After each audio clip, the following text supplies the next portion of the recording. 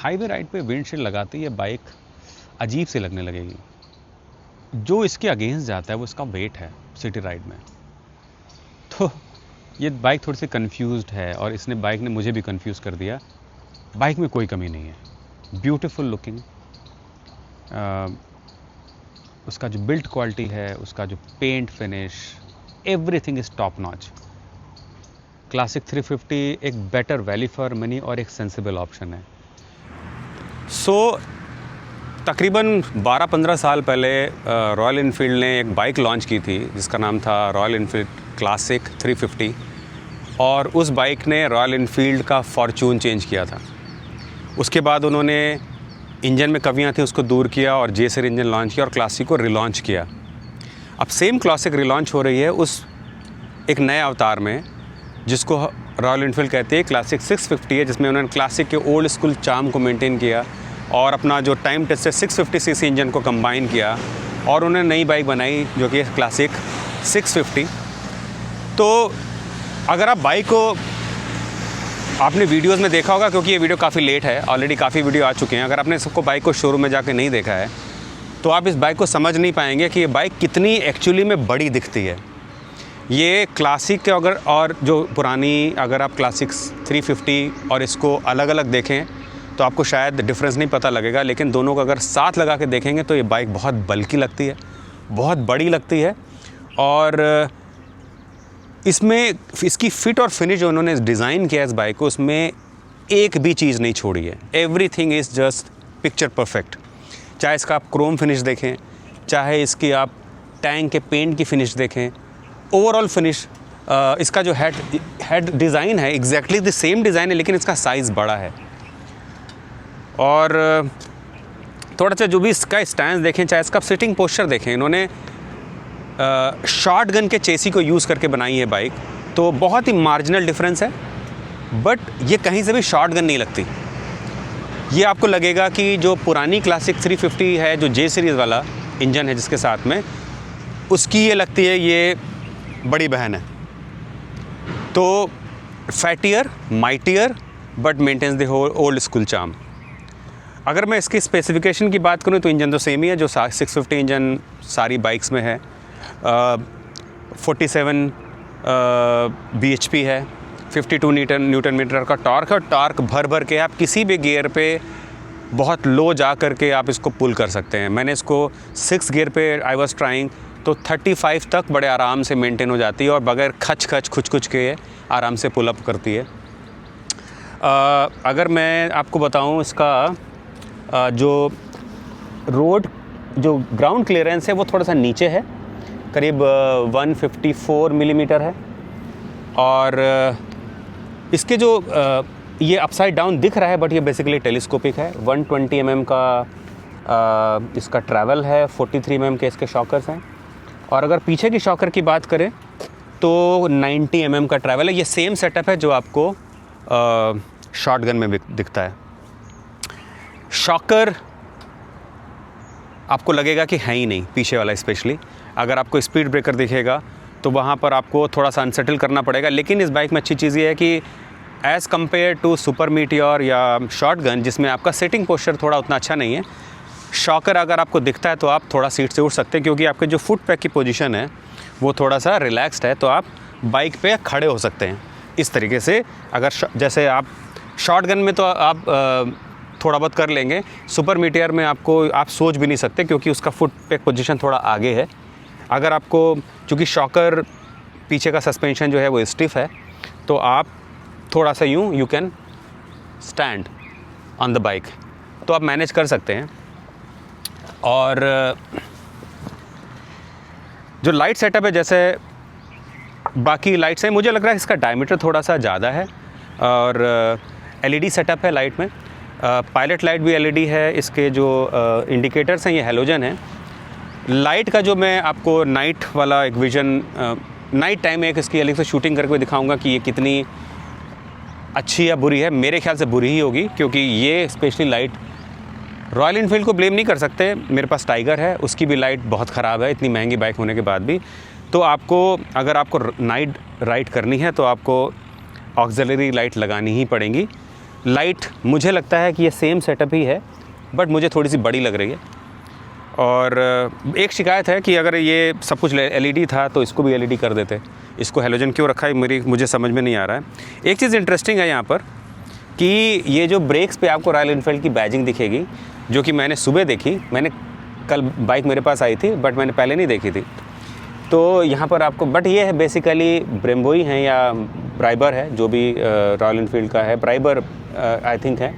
और इसका जो टायर, फ्रंट टायर सेटअप है, ये है 100, 90, 19। शॉटगन में ये 18 है, same tyre but one size down. इसके रिम इंटरेस्टिंग है। इसका पूरा का पूरा, अगर आप स्पोक्स देखेंगे स्टील है, बट आपका जो रिम है वो एल्युमिनियम है। अगर हम पीछे के टायर की बात करें तो इसका सेक्शन है 140, 70, 18 यस। और शॉटगन में अगेन वन साइज़ डाउन है, वो 17 हो जाता है। तो एक साइज़ दोनों फ्रंट और रियर में शॉटगन से ये ज़्यादा है। तो शॉटगन थोड़ी सी नीची लगती है जब आप इसको चलाते हैं, ये थोड़ी सी ऊंची लगती है। इसमें जो मुझे चलाते हुए एक चीज़ बात पता लगी, चूँकि हम बात कर रहे हैं टायर सेक्शन की। सीट देखेंगे तो सीट यहाँ पर पतली है, लेकिन पैर यहाँ पर आपके ये जो आता है, तो अगर आप बैठेंगे तो ये आपके पैर को अंदर आने से रोकता है। तो 800 mm की सीट हाइट है, लेकिन बिकॉज ऑफ डिज़ाइन ये थोड़ी सी, मेरे जैसा आदमी जो कि 5 फुट 5 इंच का है, उसके लिए थोड़ी सी लगता है कि 810 जैसी फीलिंग आती है इसकी, because of the design of this side panels and the seat. So seat height 800 mm ही है। अगर मैं आपको दिखाऊँ इसका पैनल, तो ट्रिपर आपको स्टैंडर्ड फिटिंग में मिलता है। ये सिमिलर 350 जैसा ही है। इसमें आपको गियर इंडिकेटर आता है और बाकी चीज़ें ऑलमोस्ट सेम है, इसमें कुछ ज़्यादा बताने वाला नहीं है।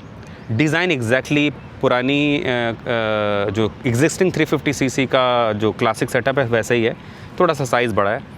और फिट एंड फिनिश जो है ये हैंडल बार की बहुत अच्छी है।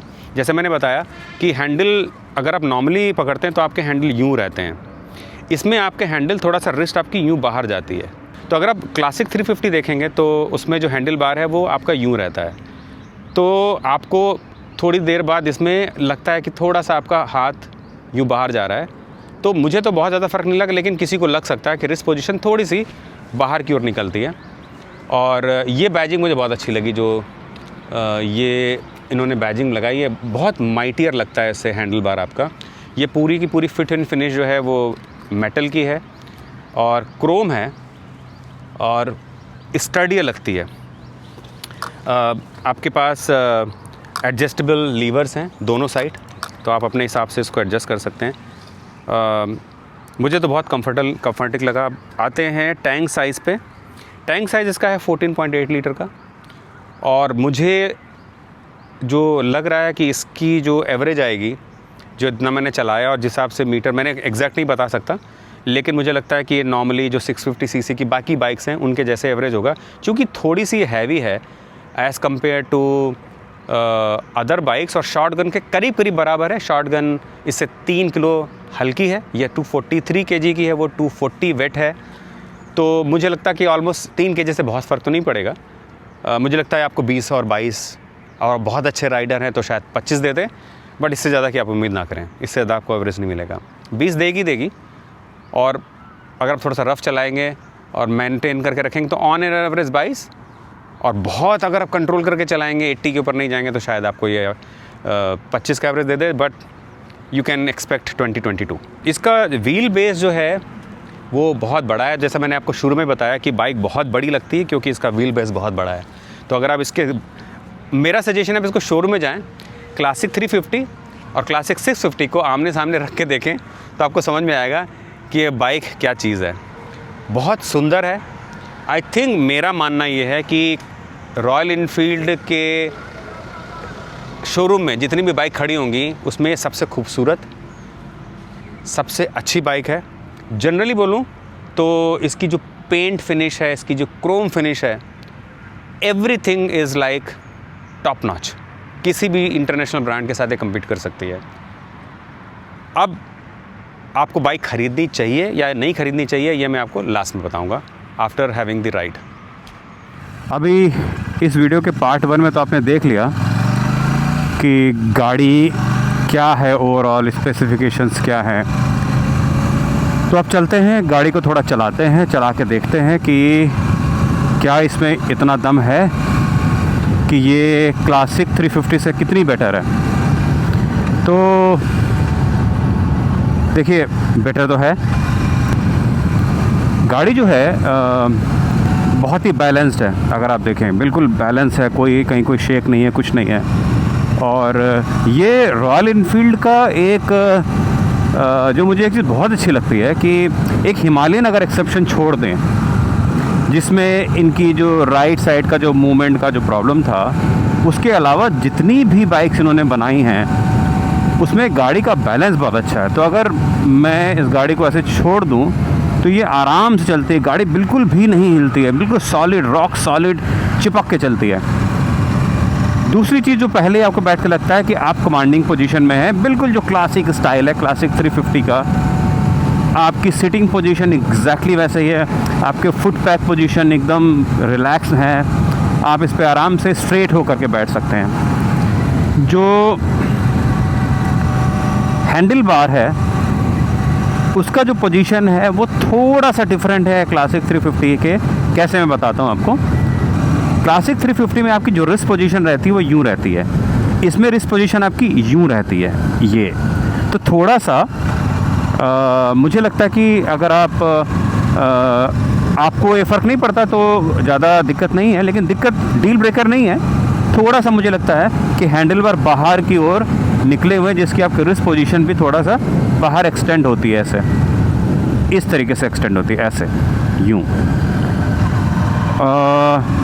थोड़ा सा तेज़ चला के देखते हैं कि वाइब्रेशन कहाँ पर है।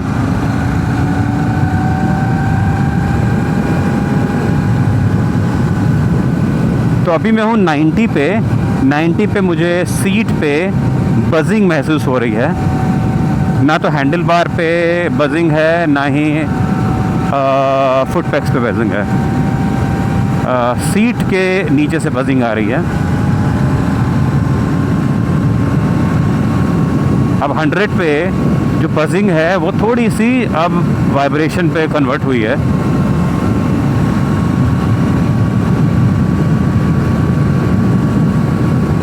या है, ये वाइब्रेशन है, ये बजिंग नहीं है। तो सीट पे बज़ हो रहा है, जो कि 100 के आसपास वाइब्रेशन पे कन्वर्ट होता है। अच्छा, अगर मैं इसको 110 पे ले जाता हूँ तो वो कम हो जाता है। तो जैसे आपने देखा कि हिमालयन 450 पे भी यही प्रॉब्लम थी कि 90 to 100 पे वाइब्रेशंस थे, उसके ऊपर जाने पे वाइब्रेशन कम हो जाते हैं या नहीं रहते। इसमें भी वैसे ये 90 पे बज़ आता है, सीट पर आता है सिर्फ, और कहीं नहीं आता। 100 पे वो बज़ वाइब्रेशन पे कन्वर्ट होते हैं और 110 तक आते आते वो धीमे धीमे सबसाइड हो जाते हैं और आपको पता नहीं लगता। लेकिन उससे ज़्यादा तेज़ मैंने चलाई नहीं, क्योंकि विंड ब्लास्ट बहुत ज़्यादा है और इसमें कोई विंड प्रोटेक्शन तो है नहीं। और वैसे भी ये बाइक जो है वो भगाने के लिए तो बनी नहीं है, इट्स फॉर रिलैक्स राइड।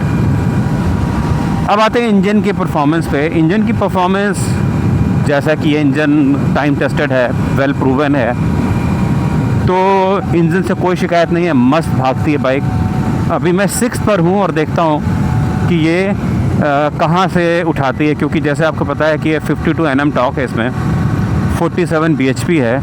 तो I am just see 6 gear पे कहाँ से पुल मारती है। 40 पे बड़े आराम से पुल हो जाती है, तो 6 गियर पे 40 से पुल हो जाती है।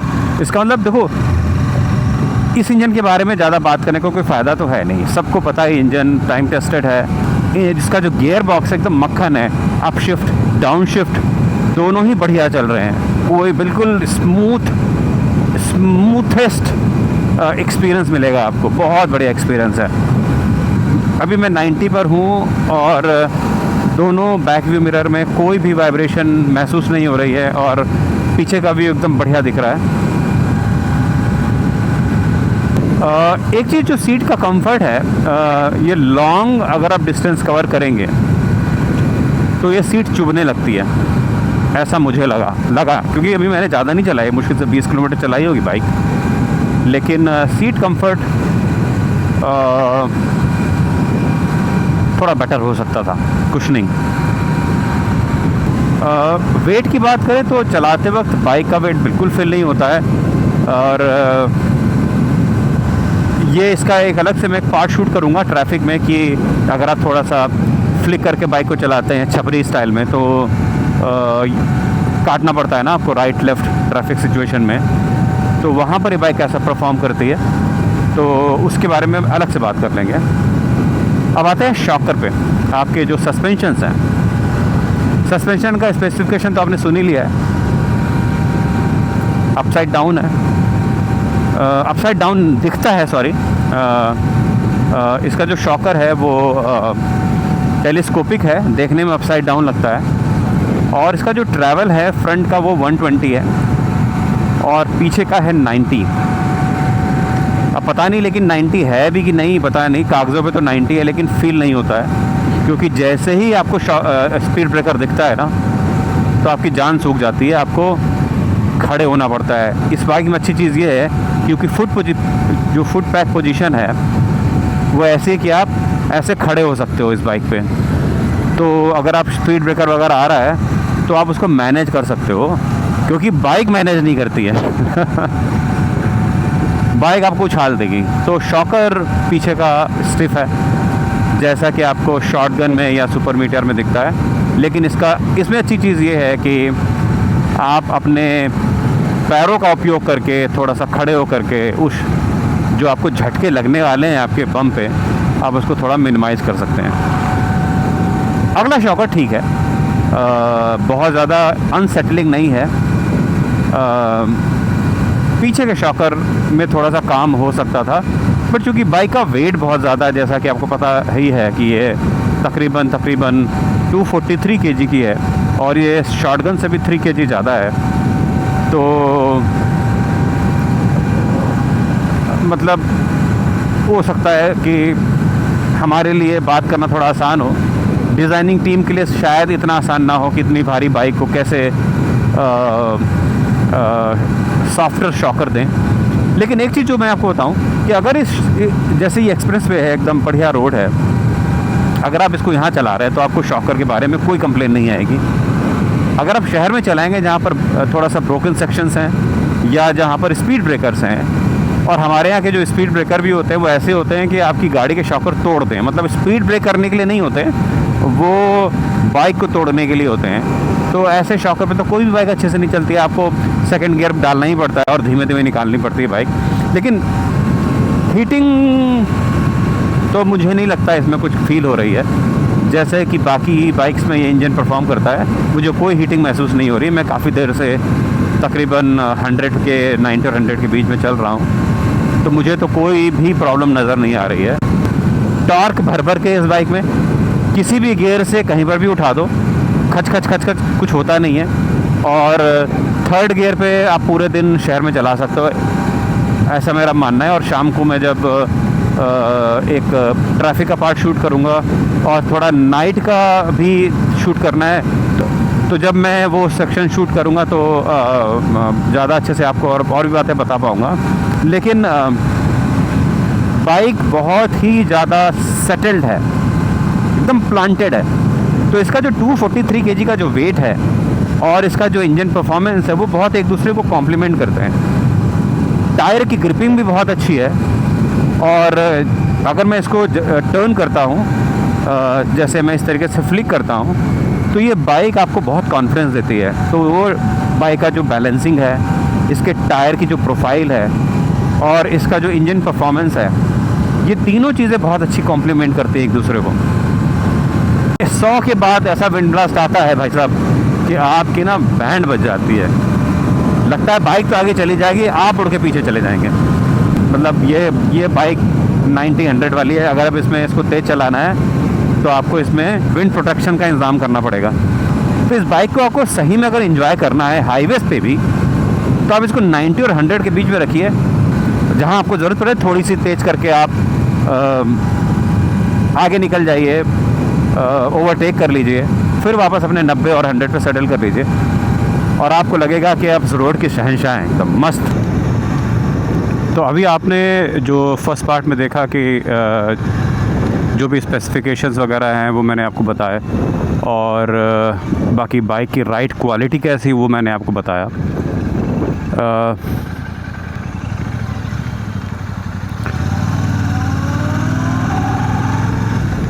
बाइक बहुत अच्छी है, लेकिन नाइट राइड में, जैसे अभी यहाँ पर तो रोड जो है वेल लिट है, लेकिन नाइट राइड में मुझे लगता है कि जो इसकी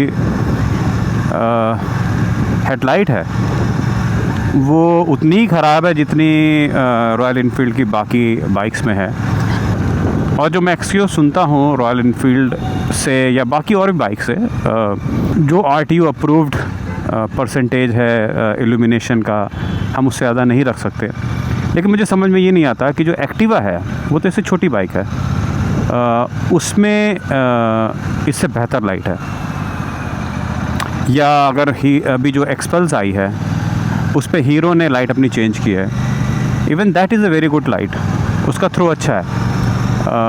हाईवे देखो, शहर में तो ये चल जाएगी, शहर में तो बहुत ज़्यादा प्रॉब्लम मुझे नहीं लग रही, कि जैसे रोड लिट होती हैं, तो अगर आपको सिटी ड्राइव करनी है तो लाइट में कोई प्रॉब्लम नहीं है। लेकिन अगर सिटी राइड नहीं करनी है और हाईवे पे जाना है इस बाइक को लेकर के, तो आपको ऑक्सिलरी लाइट लगानी ही पड़ेंगी। यहाँ पर स्ट्रीट लाइट उतनी अच्छी नहीं है और व्हीकल मूवमेंट भी कम है, तो यहाँ पर भी अगर आप देखें तो जो डार्क स्पॉट्स हैं वहाँ पर भी लाइट कोई बहुत अच्छी नहीं है। So it doesn't give you confidence. जैसे सामने आप देखें वो डार्क पैच आ रहा है, बट जो लाइट का थ्रो, और ये मैं हाई बीम पर हूँ इस समय, तो I am not very happy with this light is not good. Royal Enfield please इस लाइट के लिए कुछ करो। अब ये मार्केट में आ गया हूँ मैं, और अभी तो मार्केट में भीड़ नहीं होती, यहाँ पर इतनी भीड़ होती है कि आपको पार्किंग के लिए जगह ही नहीं मिलती है।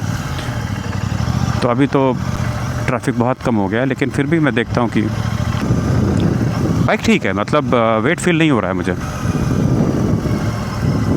अगर मैं काट कूट के भी थोड़ा सा निकालने की कोशिश करता हूँ तो बिल्कुल भी बाइक का वेट फील नहीं हो रहा है। अच्छी बैलेंस्ड बाइक है, आप इसको ट्रैफिक वगैरह में चला सकते हैं, और सेकंड गियर पे भी आराम से चल रही है, कोई प्रॉब्लम नहीं है, आराम से पुल हो रही है। जब आप बाइक हल्का सा झुकाते हैं तो वेट फील होता है, अगर बाइक चलती रहती है तो कोई ख़ास प्रॉब्लम नहीं। वैसे मतलब आई वुड नॉट से तो मैं नीट पिकिंग करूँगा, अगर मैं नीट पिकिंग करूँगा तो बोलूँगा कि थोड़ा सा बाइक जो है जब झुकनी होती है कहीं पर हल्का सा, जब आप पैर लगाने की कोशिश करते हैं तो वेट फील होता है, बट वो मैनेजेबल है। मतलब आपको ये फील नहीं होता है कि आप 250 किलो की बाइक चला रहे हैं। तो देखा आपने, ट्रैफिक सिचुएशन में बाइक ठीक ठाक परफॉर्म करती है। मतलब आप इसको डेली यूज़ की तरह इस्तेमाल कर सकते हैं। अगर आप ऐसी जगह रहते हैं जहाँ आपको रोज़ बम्पर टू बम्पर ट्रैफिक का सामना करना पड़ता है, तो वहाँ मुझे लगता है बड़े आराम से इस बाइक को मैनेज कर पाएंगे। तो ये था इस बाइक का ट्रैफिक रिव्यू। तो अभी आपने जो वीडियो के पिछले सेक्शन में आपने देखा होगा कि मैंने स्पेसिफिकेशंस वगैरह आपको बता दिए, और नॉर्मल जो राइड की मैंने एक्सप्रेसवे पे उसके बारे में आपको बताया, और उसका जो नाइट राइड थी जो भी लिमिटेड उसकी जो थ्रो है हेडलाइट के साथ में वो भी दिखाया, और ट्रैफिक में कैसे काम करती वो भी दिखाया। तो अब आता है वर्डिक्ट कि एक्चुअली बाइक है किसके लिए। तो अगर इसको आप हाईवे क्रूजिंग के लिए लेते हैं तो इसमें आपको विंड स्क्रीन लगानी पड़ेगी, क्योंकि विंडशील्ड के बगैर जो इसका थ्रो है, जैसे आप 90-100 क्रॉस करेंगे वो थ्रो इतना ज़्यादा आएगा विंड का कि आप बहुत जल्दी टायर्ड हो जाएंगे।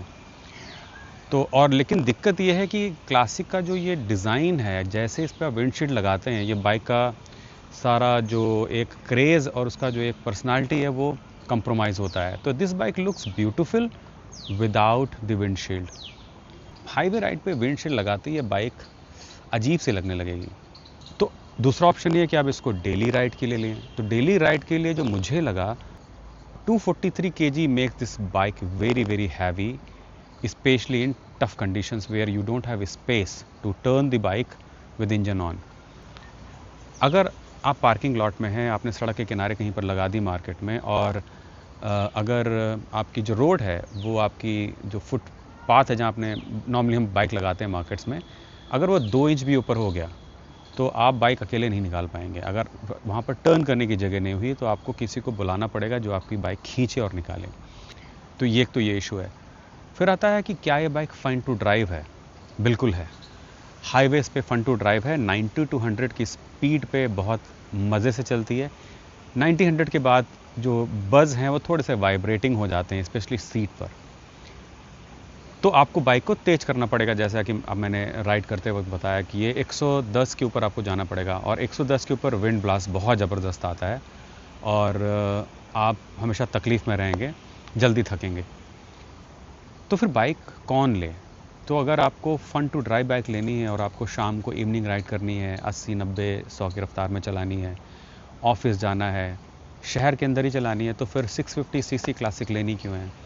और वो सारा जो भी मज़ा है वो आपको मिल जाएगा क्लासिक 350 में। तो क्लासिक 350 अगर मेरा ओपिनियन लें तो वो ज़्यादा फ़न टू राइड मशीन है, इजी टू मैनेज है। मुझे लगता है कि अगर आपको सिर्फ सिटी ड्राइव करनी है तो वो सारे काम आपके क्लासिक 350 से भी हो जाएंगे। क्लासिक का आपको एक बैज है जो उसका साथ एक ऑनर जुड़ा हुआ है, उस बाइक के साथ में एक हिस्ट्री जुड़ी हुई है, उसको आप इंजॉय कर पाएंगे। मेरा पर्सनल ओपिनियन ये है, मतलब मैं थोड़ा सा कंफ्यूज हूँ, ओपिनियन तो नहीं कहूँगा, मैं थोड़ा सा कंफ्यूज हूँ कि ये हाईवे राइड के लिए बनी नहीं है और सिटी राइड के लिए बहुत हैवी है। तो अगर मुझे बाइक ख़रीदनी होगी तो फिर मैं, अगर हाईवे के लिए लेना होगा तो मैं मीटियोर 650 के लिए जाऊँगा, और अगर मुझे सिटी राइड के लिए लेनी है तो मैं क्लासिक 350 लूँगा। बाइक में कोई कमी नहीं है, ब्यूटीफुल लुकिंग, उसका जो बिल्ट क्वालिटी है, उसका जो paint finish, everything is top notch. जो इसके अगेंस्ट जाता है वो इसका वेट है सिटी राइड में। तो ये बाइक थोड़ी सी कंफ्यूज्ड है, और इसने बाइक ने मुझे भी कंफ्यूज कर दिया, क्योंकि ये बाइक ना तो हाईवे क्रूजिंग कैटेगरी में फ़िट होती है जहाँ पर सुपर मीटियोर इससे एक बेहतर बाइक है, ना ये सिटी कैटेगरी में फ़िट होती है जहाँ पर क्लासिक 350 एक बेटर वैल्यू फॉर मनी और एक सेंसिबल ऑप्शन है। तो मेरा वर्डिक्ट तो ये है कि मैं शायद ये बाइक नहीं लूँगा, बट ये मेरा पर्सनल ओपिनियन है। और आपका ओपिनियन क्या है वो मुझे कमेंट सेक्शन में ज़रूर बताइएगा। तो आप इसको डेफिनेटली राइड करके देखिए, अपना ओपिनियन बनाइए, और प्लीज़ अपना ओपिनियन मुझसे ज़रूर शेयर करिए। हो सकता है मेरा ओपिनियन आपकी वजह से बदल जाए। तो मिलते हैं एक नए वीडियो में, और तब तक के लिए टेक केयर, बाय बाय। और एक चीज़ मैं आपको फिर से रिमाइंड करा दूँ, अगर आपने चैनल अभी तक सब्सक्राइब नहीं किया है तो प्लीज़ इसको सब्सक्राइब कर लीजिए, लाइक और शेयर करिए।